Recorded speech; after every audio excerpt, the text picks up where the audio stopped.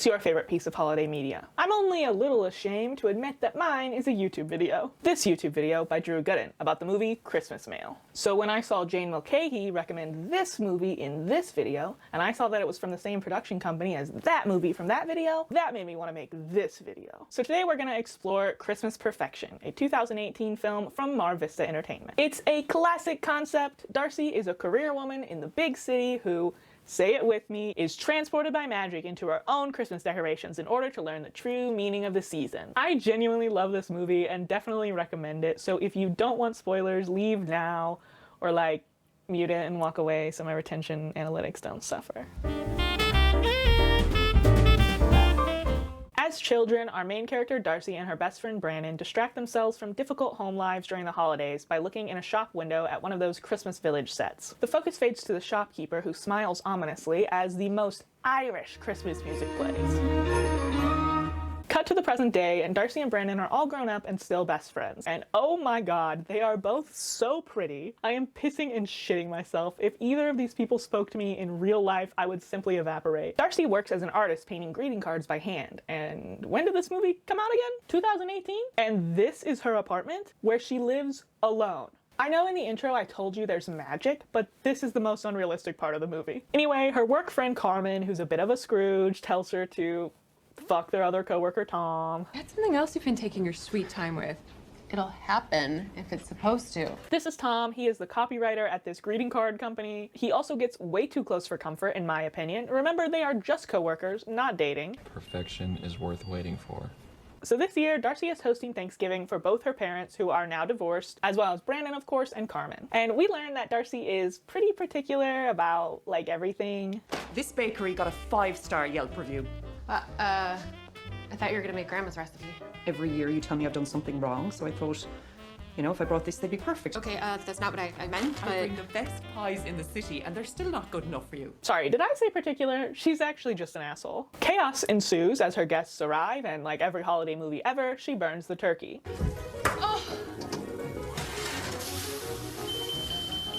Except this doesn't look irredeemably burnt to me. Am I crazy? This looks like a relatively decent turkey in a smoke machine. Around the dinner table, they talk about how unconventional holidays have become some of their favorite memories. But Darcy will not accept this. She wants to have a perfect Christmas, like her Irish mom's childhood, like her beloved Irish Village decorations, like her favorite YouTuber.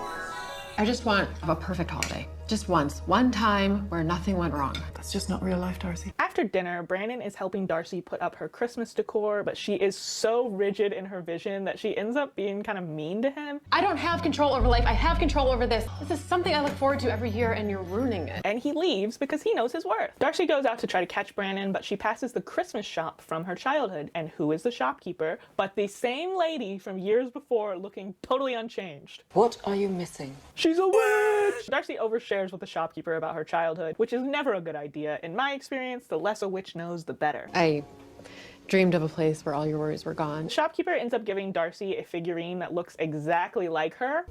How much? For you, it's on the house. Really? Which Darcy takes home and puts directly in her Christmas village before going to bed. The next morning when Darcy wakes up, she is in an unfamiliar room in an unfamiliar house. Did I take an Ambien last night? And downstairs, her parents greet her and give her cocoa and waffles. They are undivorced somehow, and also both have Irish accents now, because before it was just her mom. Whatever do you mean? This is how I talk. They tell her Merry Christmas, and she's like, it was Thanksgiving yesterday. And they helpfully clear things up by saying, no, it was Christmas yesterday, and it's Christmas today, and it'll be Christmas tomorrow. It's always Christmas here in Christmas Town. Carmen was right. The stress got to me. I've had a psychotic break. I can't do this. I have to get out of here. Outside, Darcy immediately realizes that she is inside her own Christmas Village decorations, which she says before we even really get to see any details. I'm in my Christmas village. I wish they would have taken a second so that the audience could realize this with her, but whatever. Tell, don't show, as they say. She then goes from thinking she's had a mental break to proclaiming it's a Christmas miracle real fast. Absolutely delusional. She has accepted this reality way too quickly. After opening gifts from her parents, Darcy goes on a walk into town, telling everyone she sees Merry Christmas along the way. Merry Christmas. Merry Christmas. Merry Christmas. In town, a ginger child gives her a gingerbread cookie, which is not technically cannibalism, but sort of feels like it. She takes a dainty little bite and exclaims how good it is. What a delicious nibble. When Tom appears and reveals that in this dimension, he is Irish and they are dating. Can't imagine spending Christmas without my lovely girlfriend. Tom takes her on a carriage ride with very real looking snow. Then they design their own Christmas sweaters Let's go show 'em off. and go step dancing in the pub. When they leave, he has her close her eyes and surprises her with like this little area of freshly fallen snow. But it was snowing earlier, so I don't know why that would be a surprise. And then when it snows later, she's also surprised. It's snowing. Like, lady, it has been snowing all day. They make a snowman and have dinner with Darcy's parents. This is a very full day and it's not even over yet. I would have gotten overstimulated and gone to bed halfway through the pub scene, but they go out again to watch a caroling concert. And here we see that Carmen is the beloved mayor of Christmas Town. The perfect ending to another perfect Christmas. And she's also Irish now, obviously. Finally, it's the end of the day and Tom gives Darcy a gift and a goodnight kiss. Merry Christmas, Darcy. Merry Christmas. I'm confused why in this fantasy she doesn't live with Tom instead of her parents, but then again, I'm not a child of divorce. My mom's Catholic. Honestly, to me, this is all very much the same vibe as the other mother in Coraline. I'm creeped out. This could easily be a horror movie concept to me, but Darcy is loving it. She wakes up the next day just as excited for another Christmas in Christmas Town. She opens presents from her parents again before going into town and getting another gingerbread cookie from the Ginger Child, of which she takes an even smaller, almost non-existent bite. And from there, the day goes pretty much the same as the one before. I do want to note that when they make their sweaters this day, she draws a sketch of the design, because remember, she's an artist.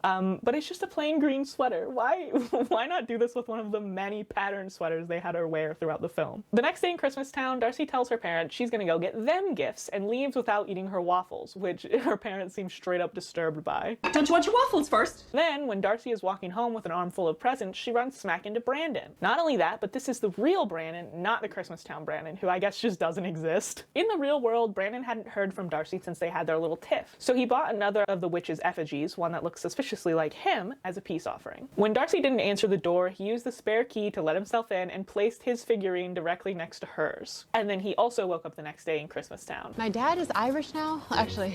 Everyone's Irish here, yeah. Tom comes up and immediately starts dick measuring with Brandon. Tom, like Tom from work? Like our boyfriend, Tom. What's your name? And he is a little pissy about them not being on schedule to do the same thing they've done every day for the last week.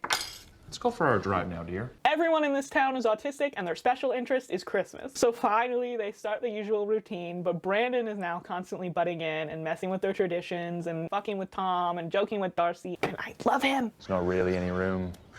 Ah, sure there is. Yeah, maybe we should take No, her. we'll be fine. We'll just get all snuggly. Giddy up, huh? One of my favorite parts of the whole movie is here when they are step dancing in the pub again. This is where I really started to notice that they rarely, if ever, show the actors' full bodies while they're dancing. And just thinking about the production of this scene is very funny to me because it seems like they got professional dancers for like the extras and the feet shot, but that means that the actors were just kind of hopping around for the upper body shots.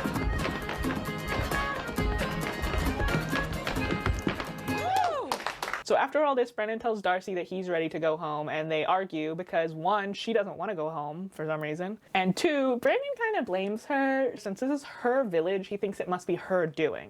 It's your Christmas village come to life. I didn't make it happen. I woke up here just like you did. Oh, keep telling yourself that. I don't know if she's shown an affinity for the dark arts in the past, but he thinks she's capable of this somehow, even though he also met the witch. So Darcy is flustered and upset, of course, and she ends up calling Tom Brandon after their goodnight kiss. Tom. Right. Merry Christmas, Tom. Good night, Tom. The next morning, she goes to Brandon's to make up. I will say, although I'm loving these characters, they are establishing a bit of a troubling pattern. If you and your loved one are constantly fighting and making up, maybe do some work in that area. Maybe see a therapist. But being transported to a magical Irish village is a bit of an extenuating circumstance, I guess. Brandon and Darcy go on a walk together, and they talk about how there was a time that they almost dated. But Darcy is like, well, it's better that we didn't, so we could just stay friends. But then she trips and he catches her and they almost kiss, but Darcy pulls away, of course. They go back through town and Brandon acts goofy with the Ginger Child. These look so delicious. I love him so much. Before going back to her house and plopping on the couch in front of the TV. Come on, Real Housewives of the North Pole. Darcy starts sketching and Brandon brushes hair out of her face. Kiss, kiss, kiss. kiss, but they are interrupted by her dad and pull apart once more. Tom comes in and says he was worried because they didn't meet up like normal and he couldn't find her. Do they not have cell phones in Christmastown? This place is a hellscape. Darcy says she was just trying something different, and Tom is like, why? Don't let us keep you from wherever it is you need to be going. Oh, I'm right where I'm supposed to be. I'm leaving. The next day, Darcy friend-zones Brandon again, but he says they're complimentary, and he almost says he loves her. But as Brandon is ranting about how Christmas has lost all meaning here, and he wants something real, I shit you not, a portal opens behind him, swallows him up. That's not real life, Darcy. Brandon!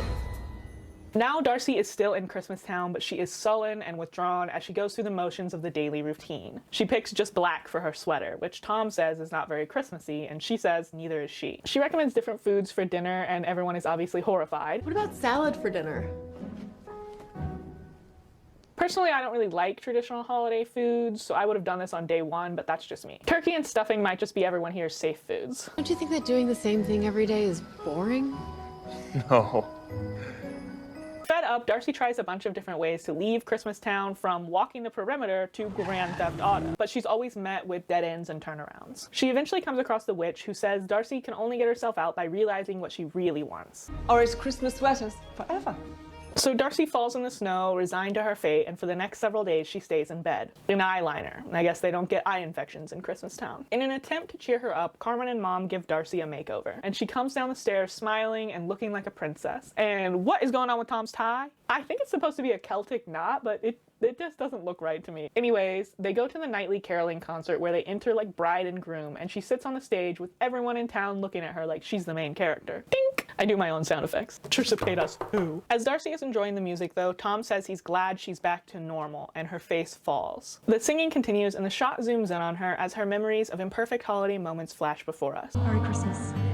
Merry Christmas, Darcy. Mom, Dad, it's beautiful. And I can't say this scene did not affect me. I may have had tears welling up. So what, sue me, I like the holidays, and my family, to a somewhat lesser extent. When Darcy phases back into the present, Tom is kneeling to propose. Would you do me the great honor of marrying me? What the hell is even that? So she says yes and lives happily ever after in Christmastown with her imaginary husband and an infinite collection of sweaters. Just kidding. Obviously she says no, and then she gives a little speech about Christmas and her real imperfect family. I believed that Christmas should be a certain way, and I was wrong.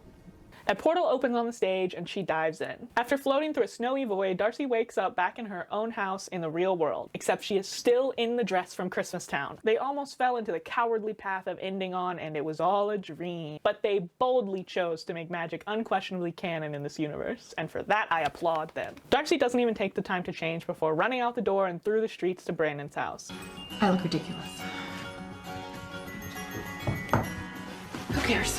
Where she confesses her love and they finally kiss. I've waited so long to hear you say that. For the final scene, the whole gang is back at Darcy's for Christmas dinner, but it's different now because they're having everybody's favorite foods instead of the usual fare. I thought it wasn't a holiday for you without a turkey. Oh, I think it's gonna be a very long time before I feel like turkey again. And that's the end of our story, but we do get a credit scene, like a Marvel movie, of the witch wrangling in another poor soul, hinting at a sequel.